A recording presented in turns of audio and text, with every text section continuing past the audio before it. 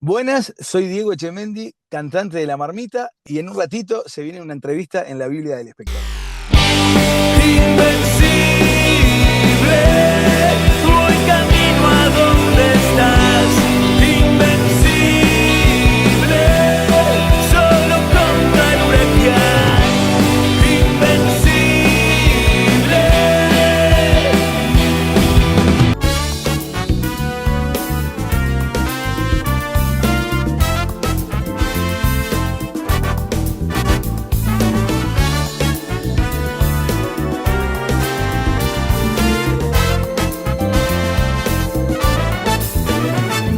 El sol sale en la brava, camino otra parada. Me acuerdo en esta playa junto a vos. Paseo por Gorlero, es otro mes de enero y escucho aún el eco de tu voz. La mansa con sus tardes y Marangatu que arde, tomando un clérico tan especial. Me voy a casa pueblo a soñar con mis recuerdos, aplaudiendo al sol que cae en el mar. Por su cielo tan celeste, vuelvo a Punta del Este. En sus playas siempre suena mi mejor canción.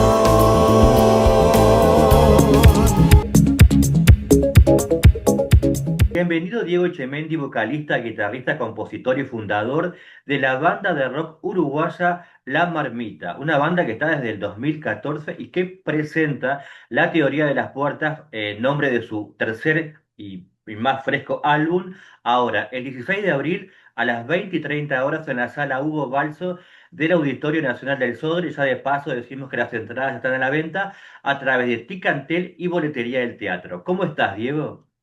Bien, bueno, primero muchas gracias, Marcel. Muchas gracias por toda esa información también, que es un montón. Y por suerte bien, acá ansiosos, trabajando y ansiosos para que llegue el 16 y podamos presentar el tercer disco de la banda.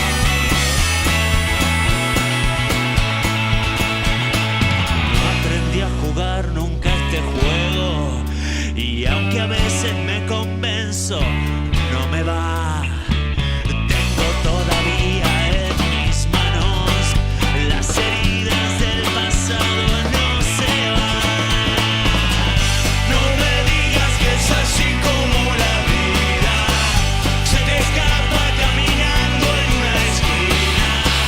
No te quedes a esperar que alguien te diga dónde huir.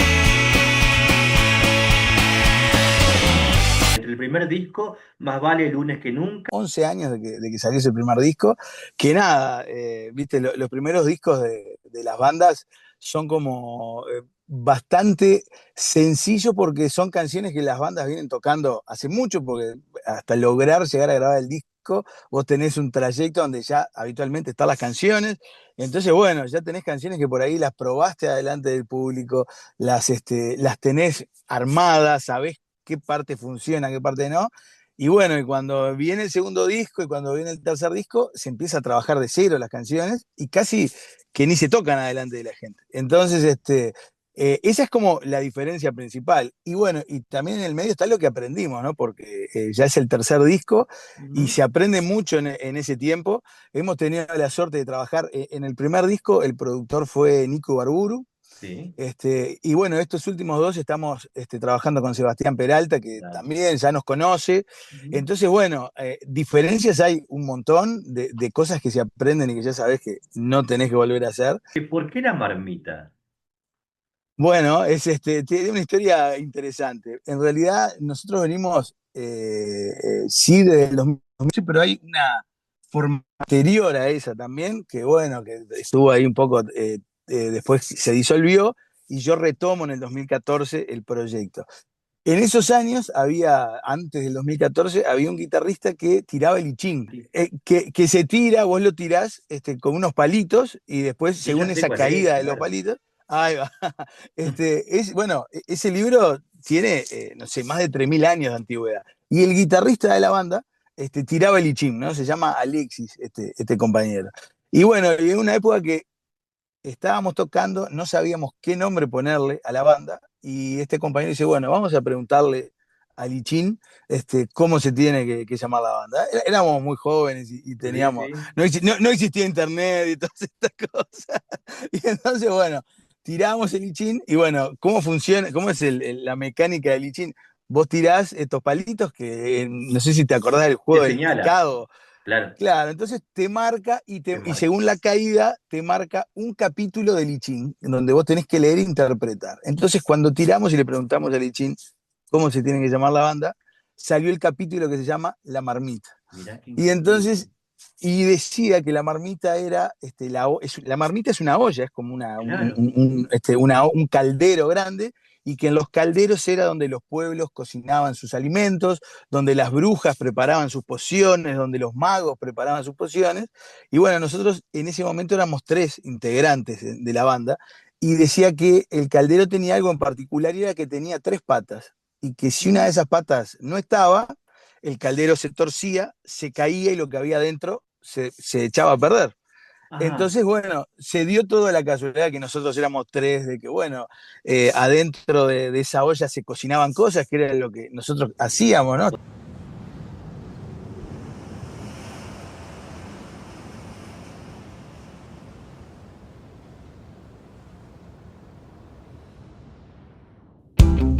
Cortar la cuerda, soltar el alma, abrir las puertas, gritar tus ganas, por más que duela, cuando te caigas, volvé a intentarlo, tenete confianza.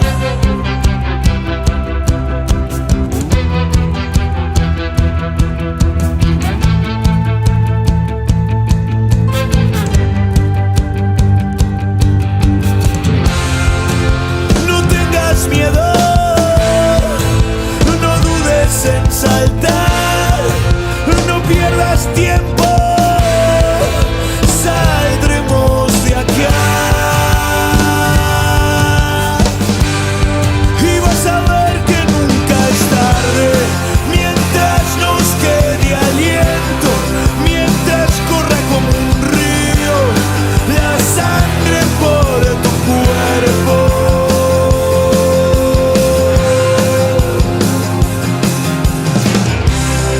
Abrazarse fuerte, dejar que se vaya, cambiar el rumbo, volver siempre a casa, cortar la cuerda, soltar el alma, volví a intentarlo, tenete confianza, no tengas miedo. No dudes en saltar, no pierdas tiempo, saldremos de acá y vas a ver que nunca es tarde, mientras nos quede aliento, mientras corra como un río la sangre por tu cuerpo.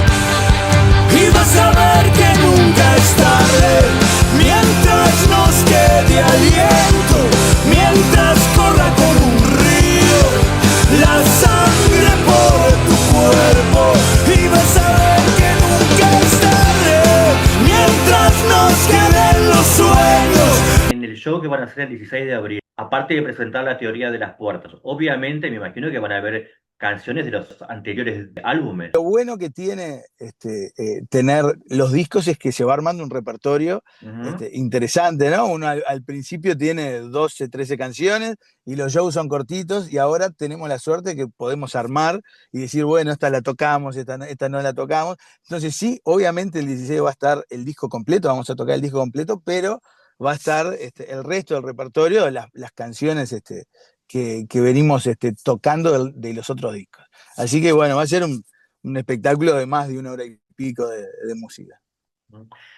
La Marmita se caracteriza por contar, por cantar, por tocar historias propias y ajenas. Y en las historias propias, aparte de varias letras escritas por Fede Mieres, hay varias, creo que la mitad y mitad más o menos, escritas por vos, Diego, ¿no?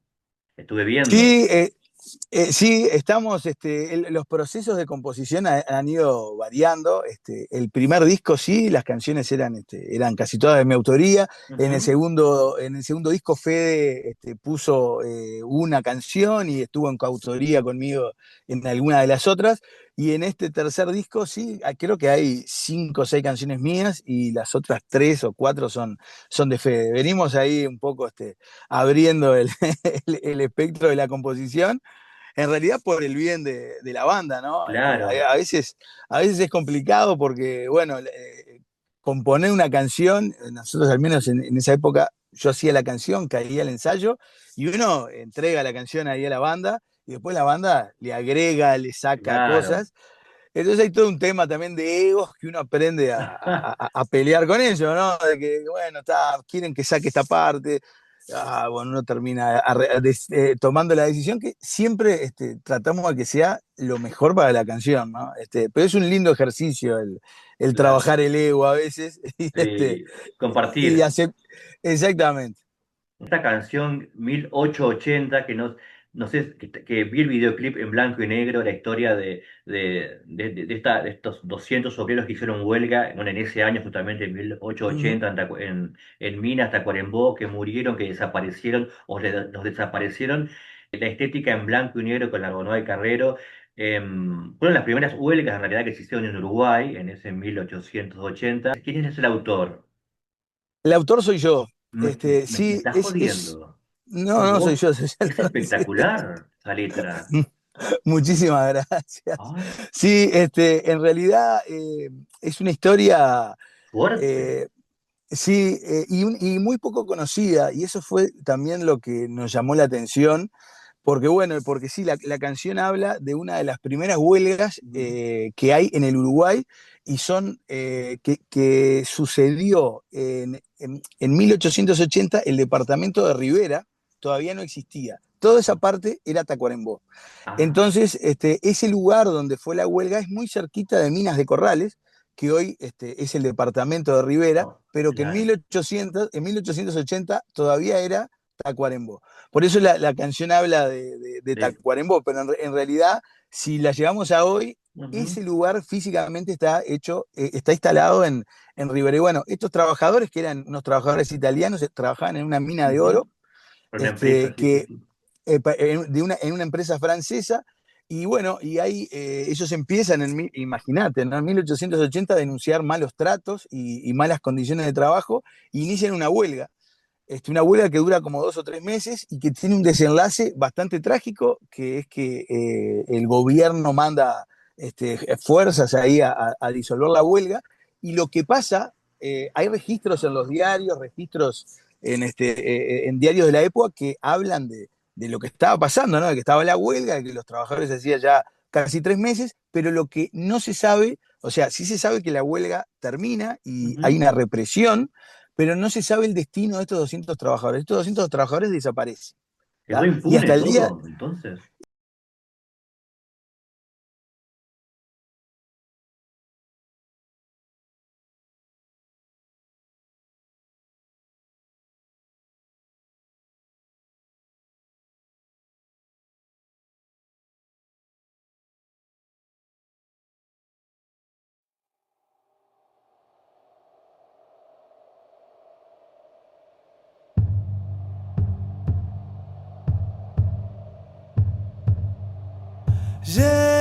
Llegan los mineros, son como hormigas a trabajar.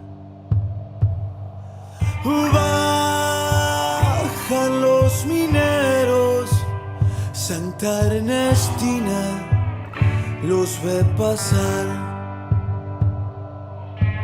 y los sueños de un mundo mejor en el norte del Nuevo Uruguay se lo lleva el Cuniapirú o el castigo salvaje de algún capataz. Revuelta de mineros, hay nuevas reglas para cobrar. Huelga de mineros, picos y palas a protestar. Y la empresa francesa escribió una carta al gobierno local exigiendo firmeza y acción de la policía en su propiedad. 1880, Tacuarembó, sangra la tierra, oro y dolor. Luchan los mineros, ya son 200 y no se van. Frente a los mineros, el comisario se echó para atrás. Y de nuevo una carta salió, esta vez para la capital. El ejército ya respondió, los soldados al norte marchando van.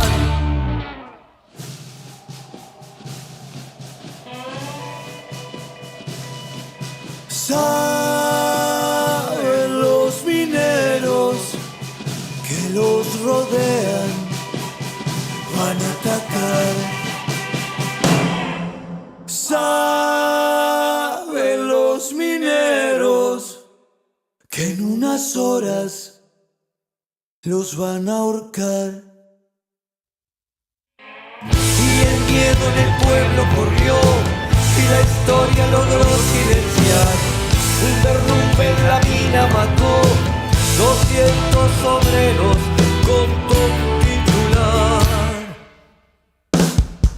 1880, Tacuarembó, sangra la tierra, oro y dolor.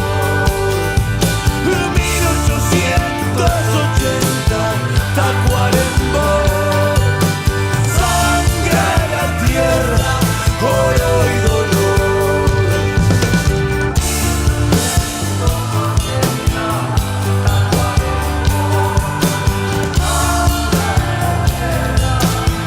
El viento trae un lamento que no calla con el tiempo.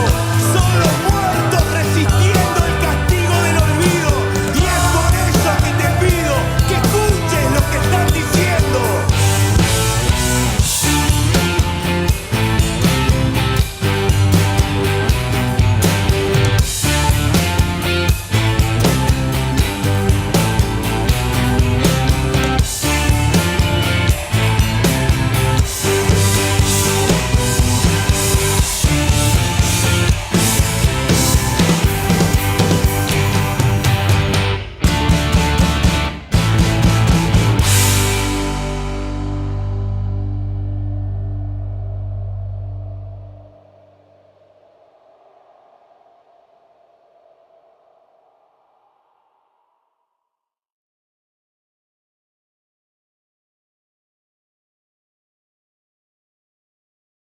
Hasta el día de hoy no hay rastros.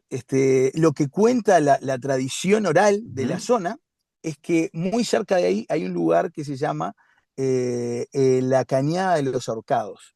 Según cuentan, la tradición oral de la zona, se ejecutaron a los trabajadores en ese lugar. Hasta el día de hoy es un misterio. Hay una profesora de historia que se llama Selva Chirico, que ella hace muchísimos años que está investigando este tema y está tratando de llevar a la luz esta situación, de que se sepa, ¿no? Yo llegué a esta historia casi de casualidad, un día por otros temas, por trabajo me llega esta historia, pero hay muy poco para leer. Pero no sé, a los 2 meses que yo conozco parte de esta historia, ve un programa de Minas de Corrales donde empiezan a hablar también de esta huelga y muestran el lugar, pero también, y la historia se me fue apareciendo en el correr de un año de casualidad, hasta que, bueno, di con Selva, que Selva, ya te digo, es una historiadora de Rivera, Ujú. que viene estudiando este tema y me pasó un montón de información.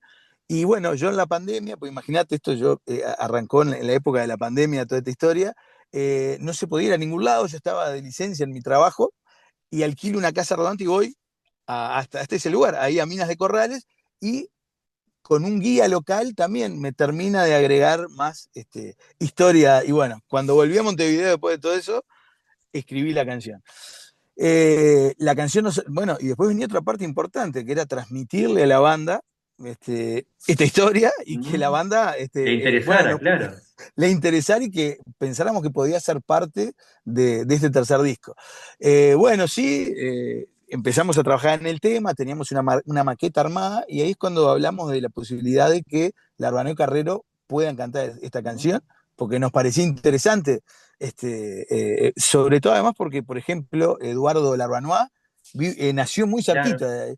Ujú. Entonces, bueno, le mandamos el